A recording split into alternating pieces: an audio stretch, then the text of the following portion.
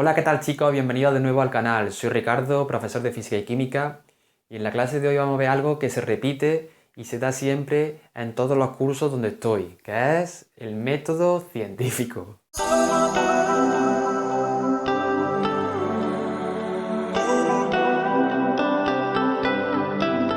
En este vídeo lo que quiero explicar es definitivamente el método científico para que lo que dé hoy nos sirva este año y los sucesivos. Es verdad que las etapas del método científico pueden variar dependiendo del profesor o profesora y del libro que nosotros sigamos. Ahora os digo en qué pueden variar. En realidad lo que yo quiero que os quedéis con el método científico es con cada una de las etapas, con el alma del método científico, con cómo funciona y cómo nosotros lo podemos utilizar. Pues vamos al grano. El método científico consta de la siguiente etapa. Os lo he escrito aquí en la pizarra, no os asustéis porque hay mucho texto. Yo lo voy a decir todo, lo voy a anunciar todo. Es decir, que si vosotros o no queréis ir leyendo, no hace falta. Yo lo tengo aquí escrito por si alguien quiere tomar algún apunte para que vea que es verdad y tal. Yo he puesto estas 5 etapas, pero en realidad los libros las dividen en más. A veces he visto 5, 6, 7, porque muchas veces la de experimentación y la de conclusiones las dividen en más, ¿vale? Pero prácticamente, como veréis, es lo mismo. La primera consiste en la observación. ¿Qué es la observación? Es captar un fenómeno natural o cotidiano utilizando nuestros sentidos. Nuestros sentidos, pues el oído, la vista, el tacto.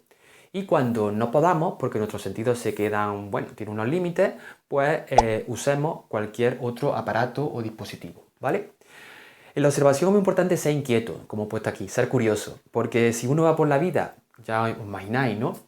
Por ejemplo, sin mirar al cielo, pues esa persona que nunca mira al cielo nunca se preguntará por qué las estrellas a veces están en un sitio y a veces están en otro, por qué el sol se mueve, por qué hay estaciones, qué son las constelaciones, etcétera, ¿vale? Entendéis que para observar, para hacerse preguntas, es necesario ser curioso. Y la observación no es más que ver algo que no comprendes y te preguntas, ¿no? Entonces, a la par que yo voy a ver las etapas, es importante ver los ejemplos. Esto correspondería con una serie de ejemplos. Existen varios ejemplos que se pueden poner. Yo voy a poner de flotabilidad, porque el de flotabilidad se entiende muy bien. Entonces, nos tenemos que imaginar que nosotros somos alguien que no entiende nada de flotabilidad, porque nos tenemos que poner en el lugar del científico que observó por primera vez algo de flotabilidad. ¿Entendéis? Esto es un proceso que nos tenemos que retraer y olvidar de nuestra mente parte para poder explicarlo, ¿no? Entonces, para ello lo mejor es imaginarnos que somos un extraterrestre. El extraterrestre llega a la Tierra y ve, pues yo qué sé, en un mar ve un barco, un barquito negro. Y entonces él dice, bueno, ¿por qué unos cuerpos flotan y otros no? Porque ve, por ejemplo, un barquito negro que flota y, por ejemplo, ve un garbanzo que lo echa en un vaso y se hunde. Y se pregunta, lógicamente, por qué un cuerpo flota y otro no. Eso sería la observación. La siguiente etapa, como veis, sería la formulación de hipótesis. Formulación de hipótesis no es más que buscar la explicación de ese fenómeno cotidiano, buscar la idea que lo explica. Esa idea que nos diría, en este caso le diría al marciano, por qué un cuerpo flota y otro no.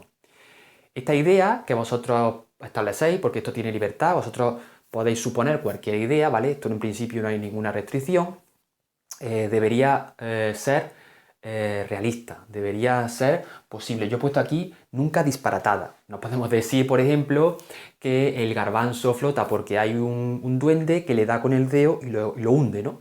Eso sería disparatado. Otra parte, sin embargo, una hipótesis, por ejemplo, que plausible que se podría dar sería pensar que si el barquito flota es porque está hecho de metal. Los cuerpos de metal flotan y si es negro, los cuerpos negros flotan. ¿Vale? Es una hipótesis. Ahora, otra cosa es que sea verdadera o no, como vosotros ya podéis comprender. Pero eso sería la hipótesis de nuestro marciano.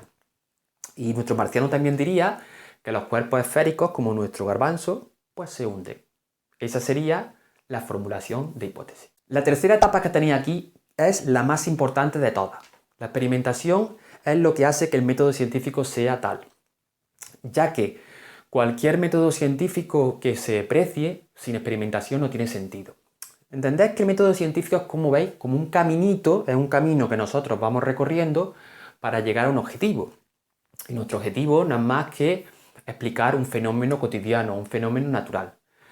Pues sin este pasito, sin esta etapa, es imposible. Porque en esta etapa lo que se hace es confirmar o rechazar la hipótesis que hemos hecho. Esa hipótesis que no es disparatada, ahora tenemos que decir, bueno, ¿es verdadera, es falsa? ¿Y eso cómo lo hacemos? La única posibilidad es experimentando. ¿Qué es experimentar? Experimentar es llevarnos ahora al laboratorio ese hecho científico. Por ejemplo, si fueran las estrellas, nosotros no nos podemos llevar la luz de las estrellas, pero nos podemos llevar, por ejemplo, algunas luces artificiales o podemos hacernos una maqueta con el sol, con las estrellas y podemos ir viendo cómo se mueve. En el caso de la flotabilidad no hace falta que nos llevemos el barco entero ni el garbanzo. Bueno, el garbanzo sí es más fácil, pero el barco entero de metal no. Podemos coger otra sustancia de metal e ir probando. Entonces volvamos otra vez a los ejemplos. Imaginaros que somos nuestro marcianito y está en el laboratorio. Pues cogeríamos un objeto de metal. Hemos dicho que nuestra hipótesis es que los metales flotan. Cogeríamos una chincheta y, como veis en la siguiente imagen, nuestro marcianito la tiraría en el agua y vería que no flota. Luego esa hipótesis que he hecho antes es falsa. Luego también probaría con otro objeto, en este caso negro, que también había dicho que siempre flota. En este caso el cuerpo tampoco flota. Y probaría con en este caso un cuerpo que sería esférico, que decía él que siempre se hundía y en este caso flota, como podéis ver en las siguientes imágenes. Pues bien, ¿eso qué pasa? Cuando nosotros fallamos en la hipótesis, la formulación de hipótesis, ¿qué tenemos que hacer? Pues una vez que hemos experimentado y falla, tenemos que volver hacia atrás y crear una nueva hipótesis. Yo no voy a ir creando hipótesis porque sería un proceso infinito, el proceso de método científico es un proceso muy largo, y ya os voy a decir cuál es la hipótesis correcta para que sigamos para adelante, ¿no? La hipótesis correcta no, tiene que ver con eso que hemos dicho de la densidad. Es verdad también con el principio de Arquímedes y tal, que los cuerpos sufren un empuje hacia arriba. Y eso es directamente también está relacionado con la densidad. Los cuerpos que son menos densos que el agua van a flotar y los cuerpos que sean más densos que el agua se van a hundir, ¿vale? Esa sería, así facilito, dicho con palabras cortas, nuestra hipótesis verdadera. Lo confirmaríamos en el laboratorio haciendo lo siguiente. Pondríamos, como veis en el siguiente dibujo, un trozo de madera que tiene una densidad menor que la del agua y flota. Y pondríamos, como veis en el dibujo, en este caso una chincheta metálica que estará hecha de acero y como tiene mayor densidad del agua, se hundiría. Por lo tanto, nuestra hipótesis se confirma y podemos seguir a la siguiente etapa. El siguiente paso sería conclusiones, leyes y teoría. Cuando se obtienen las conclusiones, pues nosotros llegamos a una ley. Una ley se enuncia de alguna manera y nos diría que todo cuerpo, en este caso se enuncia de la siguiente manera, todo cuerpo que tiene una densidad menor que la de un líquido flotaría, mientras que si tiene una densidad mayor se hunde. O si decimos el principio de Arquímedes, todo cuerpo sumergido en un fluido experimenta una fuerza vertical hacia arriba igual al peso del agua desalojada, ¿no? Del líquido desalojado. Claro, cada ley, como ya sabéis, llevaría asociada una fórmula, porque una cosa es enunciarla y otra será su fórmula. Y muchas veces cuando tenemos varias leyes, en realidad lo que estamos creando es lo que se llama una teoría, ¿vale? Entonces, por eso he puesto en esa etapa que se llama formulación o creación de leyes y estaría asociado con teoría. Las leyes, ¿por qué son tan importantes? Porque las leyes siempre se cumplen.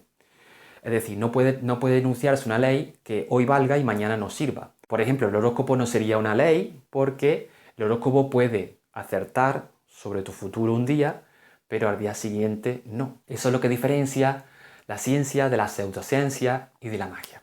Y por último, la quinta hipótesis sería las publicaciones o divulgación. A mí siempre que hablo de esta historia con mis alumnos me gusta recordar lo que pasó con Charles Darwin. Darwin hizo su viaje, ya sabéis, con el Beagle a la isla Galápagos y allí observó que había diferentes especies que se habían adaptado al medio, aunque en realidad eran el mismo tipo de animal, tortugas con el caparazón más alto, más ancho, pinzones que tenían el pico más duro, más alargado, especialistas, ¿no? Esto le llevó a crear su teoría sobre la evolución de las especies. Y la historia cuenta que Darwin dejó en un cajón durante mucho tiempo esa teoría sin publicarla, por cuestiones de familia, cuestiones religiosas, etc. Solo cuando un amigo suyo le escribió una carta diciéndole que él había descubierto algo relacionado con la evolución, él se dio cuenta de que iba a perder, en este caso, la autoría de la ley, de esa teoría de la evolución, y decidió publicarlo. Si él no lo hubiera publicado nunca, si Charles Darwin hubiera creado su evolución de la especie y no lo hubiera publicado, él no hubiera creado nada. Entendés que ese proceso, aunque es el último, es muy importante. ¿Qué es la divulgación? ¿Qué es publicar? Publicar es dar a conocer a la comunidad científica el hallazgo que hemos hecho.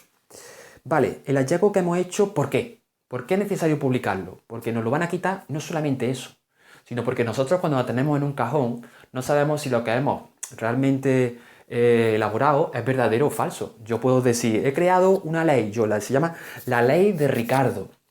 La ley de Ricardo dice así, por el capítulo 34, hago lo que quiero, cuando quiero y porque me da la gana, ¿no? Y entonces, si nadie me lo refuta, pues ahí quedaría mi ley, ¿no? En realidad, perdonad la broma, pero lo que quiero decir es que hay que publicarlo para que tenga, bueno, para que eso sea verdad o no. ¿Y dónde se publica? ¿Puedo publicarlo en el periódico de mi pueblo? Pues no.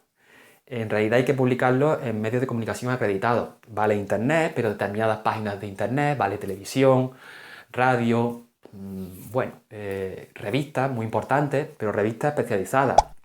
Las más especializadas son Nature y Science, o bien conferencias y tal.